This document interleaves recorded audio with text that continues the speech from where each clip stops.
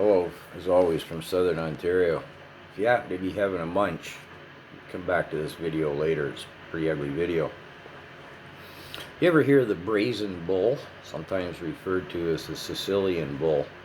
When I googled it, I was thinking of the Bronze Bull. But anyways, there was a tyrant in ancient Greek, Philarius, I think was his name.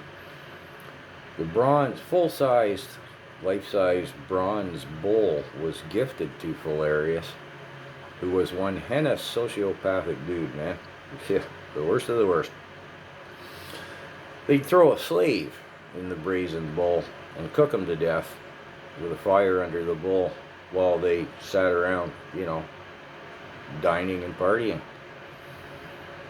It's said that the bull had an acoustical system within it that the screams of the victim would be sounding like the snorts of a bull, and the steam and smoke from the roasting flesh would emanate from the bull's nostrils.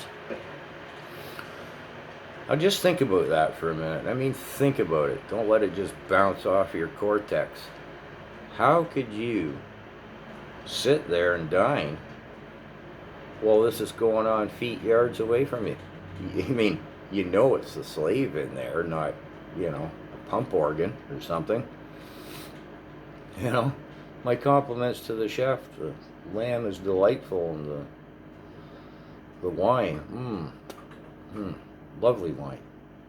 Just think about that for a minute. Just let it percolate. Hence my title, The Brazen Bull Resides in Ottawa. Do you think, for a moment, those sociopathic WEF minions who are running our country don't know what's happening on the streets in this country? There are people starving.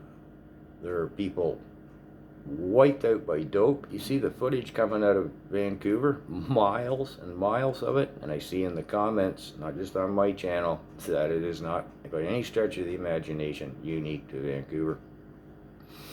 How many people are going to freeze to death in this country on the streets this winter?